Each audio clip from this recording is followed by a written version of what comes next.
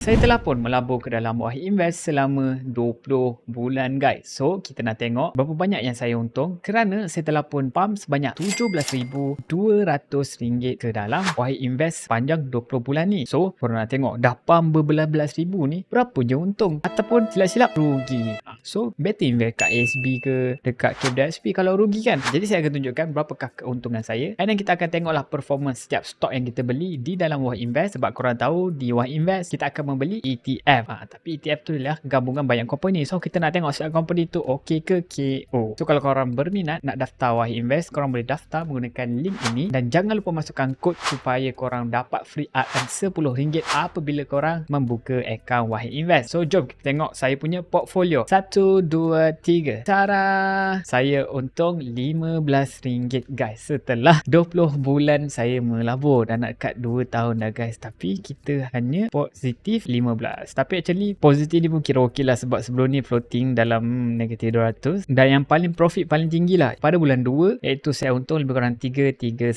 yang ini earning ini. So sekarang positif lagi kira okey lah. So kita dah nampak ada waktu dia positif ada waktu dia negatif. Jadi kenapa dia tak naik tak turun macam ni je kan? Sebab sekarang ni di market US Fed ataupun Federal Reserve sedang bertungkus lumus untuk melawan inflasi. Jadi mereka asyik-asyik nak naikkan interest rate ataupun OPR lah di Malaysia. So apabila mereka melakukan perkara ini memang market tak sukalah. Sebab apa? Bila dia naikkan interest rate mereka akan cuba untuk menguncupkan ekonomi dan menyebabkan secara generally orang akan mempunyai duit yang kurang lah untuk berbelanja. So kita pula beli company ini memerlukan customer tapi customer dah kurang duit so mereka pun akan kurangkan lah pembelian barang dengan kita punya company yang kita labur ni lah. So dia memang akan spiral ataupun memberi efek lah setiap interest rate dinaikkan diturunkan. So secara memang tak langsung memang kita akan affected. So itu akan reflect lah kepada harga stok, menyebabkan harga stok tak naik tak turun macam ni je, naik sikit turun je banyak. Boleh jadi sekarang ini adalah peluang untuk accumulate untuk mendapatkan stok-stok harga murah sebab korang tahu ekonomi ni adalah cyclical, maknanya dia ada masa dia akan berada di atas, akan berada masa berada di bawah. So kita mungkin di tengah ataupun berada di bawah, saya tak tahu. Hopefully bila dia naik nanti kita akan mengalami keuntungan lah. So bila berada kat bawah ni kita dapat harga yang murah lah sebab bila dah naik confirm harga stok akan naik. So bila berada di murah terpulang lah kepada korang nak membeli lagi pada harga murah ataupun tidak. Tetapi biasanya orang tak akan belilah, orang hanya akan beli pada harga dah tinggi kerana dia memang berlawan dengan psikologi manusia lah. Bila kita dah tengok dia jatuh memang kita akan rasa tak nak belilah, macam apa ni jatuh kan, rugi lah, tak nak beli lah. Sebab kita akan mungkin agak dia akan jatuh lagi. So bila dah naik nanti kemungkinan kita akan tengok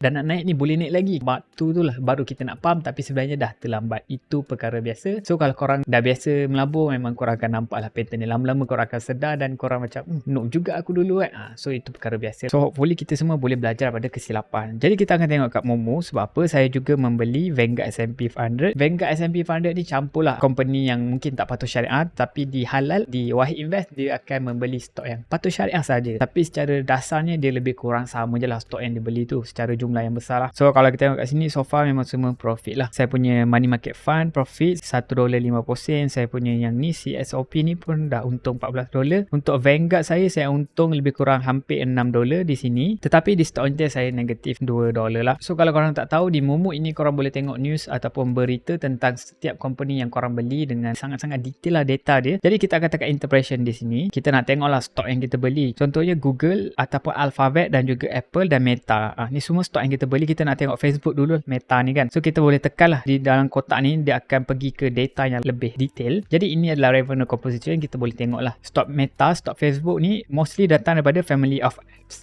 Family of apps ni besar lah. Dia lah keluarga apps. So ini saya rasa lah boleh jadi gabungan Facebook, Instagram, WhatsApp dan lain-lain apps yang berada di bawah jagaan Facebook. So kalau tengok ini adalah active user. Korang boleh nampak berapa banyak pengguna yang masih lagi aktif. So kita macam nampak ada decline lah. Mereka dah stagnant guys. Facebook, Meta semua dah stagnant. Advertising revenue korang boleh tekan. Dan korang nampak lah hasil income diorang daripada periklanan. So memang so far ok lah stagnant. Lepas tu korang boleh pergi ke bahagian financial statement ini. And korang boleh nampak lah dia punya revenue. Untuk tahun 2022 ni banyak yang merah lah. Merah. So ini yang hujung sekali ni adalah conclusion lah. Untuk tahun 2022 mengalami negatif 1%. Ok lah negatif 1%. untuk revenue. Tetapi kita tekan di sini, kita tengok net income.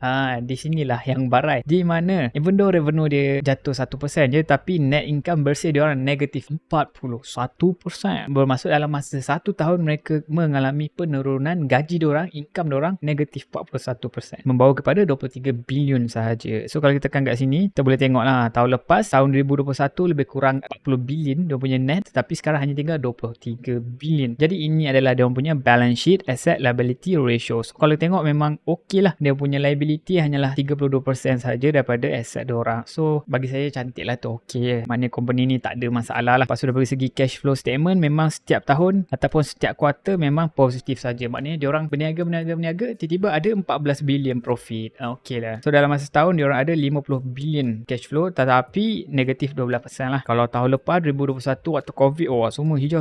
Maknanya profit.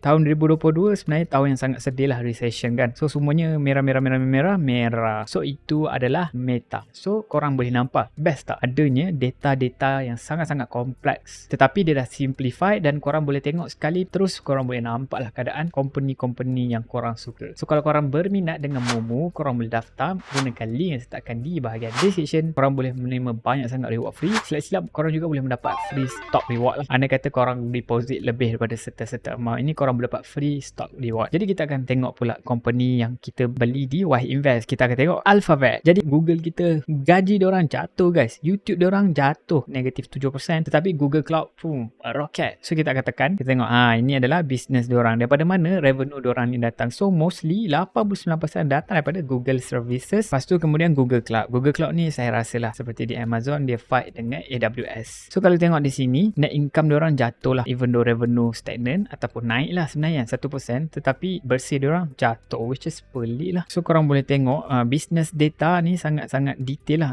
Cloud service revenue berapa, advertising revenue berapa, traffic acquisition cost berapa, and then bila kita tengok income statement untuk tahun 2022, ni dah total lah untuk setiap quarter kan. Ni tambah ke 4 Q4 ni, dapatlah full year FY ni. So kita dapatlah peningkatan revenue 10% untuk Google dapat. Tetapi kita tekan net income ini, apa yang jadi? Tada, merah pula. So walaupun diorang punya YOY ataupun profit hijau, maknanya walaupun dia punya revenue hijau, tetapi bila net income, gaji diorang merah, maknanya drop daripada tahun lepas. Maknanya tahun lepas sangat profitable lah. So untuk 2022 mereka mengalami 60 bilion guys net income. Lepas tu kita boleh tengok balance sheet pula. Balance sheet memang sangat perfect, clean lah. Untuk tahun 2022 diorang ada aset sebanyak 365 bilion guys. Dah sama dengan GDP satu negara Malaysia. Satu company je, Google, macam kau tengok kedai satu kedai ni je dah mempunyai aset sama dengan satu GDP negara Malaysia guys. So memang terbaik lah Google ni. Tetapi aset diorang 100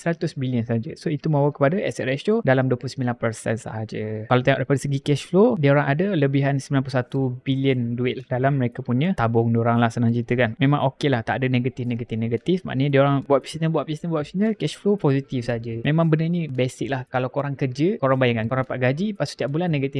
Mana memang takkan bertahan lah, korang akan pening nanti. So bila gaji korang banyak duit lebih kan, korang dapat gaji, lepas tu korang belanja banyak duit lebih So memang bagus lah, happy lah kan, tak sedih. And then kita tengok pula, kita punya stock allocation paling besar dalam Wahid Invest kita, iaitu Apple. Jadi kita tengok Apple, semuanya merah-merah lah. Maknanya daripada segi revenue merah, daripada segi net income merah, semuanya merah. So kita tekankan je. So kita tengoklah, ini daripada hasil income yang paling besar Apple adalah daripada penjualan iPhone, lepas tu services, lepas tu wearables seperti jam, and then Mac dan juga iPad. So kalau tengok di sini, mereka punya ni macam stagnant saja, dah tak naik lah, dia macam dah separuh je lah. iPhone mahal sangat, siapa suruh mahal sangat, orang nak beli pun tak nak upgrade pun tak mampu kan. And then kita tengok financial statement, daripada income statement, mereka punya revenue merah untuk Q1 2023. Maknanya tahun ni drop lah pada tahun lepas. So sedih lah sebenarnya. Tapi kita kan net income, mereka juga drop lah 13% daripada YOY yang inilah. So 34 bilion sekarang hanya 30 bilion, itu membawa kepada negatif 13% pengurangan daripada net income diorang lah. So sebelum ni diorang punya gaji diorang 34 bilion, sekarang hanya 30 bilion saja. So bila kita tengok asset liability ratio ni, sebenarnya sangat-sangat tinggi, kerana kita tengok 83% lah dia punya liability dengan asset diorang. Macam kita dah tengok tadi, company software kan, dia punya asset ratio Meta lah 30%, Google lah 30%, kan. Tetapi bila kita dah ada produk fizikal yang perlu keluarkan benda yang fizikal, kita boleh tengok company macam ni 80% lah, tapi sebenarnya okey je. Maknanya hutang dengan aset tak lebih pun okey je lah. Dan kita boleh tengok cash flow statement setiap tahun pun positif. Maknanya tak ada negatif lah, okey lah kan. Cuma drop lah untuk Q1 mengalami hanya 34 bilion, mengalami negatif tu 27%. Pisang duit dia orang banyak kurang. Okay, jadi sebenarnya banyak lagi lah stok-stok yang korang boleh tengok. Korang boleh download lah apps ni, korang tengok sendiri. Tapi saya akan ada satu bonus, iaitu Grab, kerana korang boleh tengok lah, dia punya positif Grab ni kan. Sepatutnya Grab ni dilancarkan di Malaysia, tetapi sayang sekali yang tidak berlaku di Malaysia lah. Mereka pindah ke Singapura. Mungkin tiada inisiatif untuk support mereka punya launch up ataupun IPO mereka. Tetapi tidak apa, kita tahu, mungkin kita dah nampak lah sebab apa. Daripada segi nombor mungkin company ini tidak profitable pun, dan kita boleh nampak dia mengalami negatif. Walaupun positif hijau bawah ni, tapi nampak ada negatifnya. So mereka punya profit negatif guys. So kita akan tengok. Jadi ini adalah dia punya revenue composition, dari mana datang duit mereka, daripada segi mobility, delivery, enterprise and juga financial services. So ini dah hasil income diorang lah. So kalau kita tekan regional ini, mostly duit diorang 42% datang daripada Singapura, and then rest of Southeast Asia, and then 100 juta datang daripada Malaysia. Ini untuk Q4 lah, satu quarter, and then Philippines dan juga Thailand. Dan bila kita tengok di financial statement, revenue mereka setiap tahun memang meningkat lah. So memang terbaik lah, nampak ni positif 300% untuk Q4. So the whole year, satu tahun mereka mengalami revenue peningkatan 102%. Maknanya sekali ganda mereka tingkatkan mereka punya revenue, mantap sangat. Tapi bila kita tekan net income, kecak setiap tahun rugi, rugi negatif 1.74 bilion untuk company Grab ini. So korang bayangkan, korang buka company setiap tahun rugi dan rugi. Tapi ruginya bukannya juta-juta, rugi negatif 1.74 bilion. So kita dah nampak lah kenapa mungkin lah kenapa Malaysia tak berasa semangat nak support kelancaran Grab ni. Sebab apa? Mungkin dia dah tengok daripada segi nombor semua, mungkin ini tidak profitable. Jadi kalau kita tengok Grab ni lebih kurang sama macam Uber lah. Mereka punya strategi, mereka mengejarkan growth, mereka mengejarkan user acquisition, di mana mereka nak dapatkan jumlah pengguna yang paling banyak, and then along the road mereka akan tingkatkan mereka punya revenue dengan mungkin naikkan harga ke apa. Buat masa sekarang mereka lost duit mungkin daripada segi pembayaran gaji yang tinggi kepada para delivery, para driver kereta, dan mengenakan harga yang rendah kepada customer. Sebab itulah saya rasa lah, mungkin lah sebab itu mereka mengalami kerugian. And then kalau kita tengok daripada balance sheet pun okey, mereka memang standard lah company software. Mereka punya ratio macam ni lah lebih kurang. So kita tengok cash flow statement lah, nampak lah setiap quarter mereka duit keluar je, negatif 400 juta, duit keluar.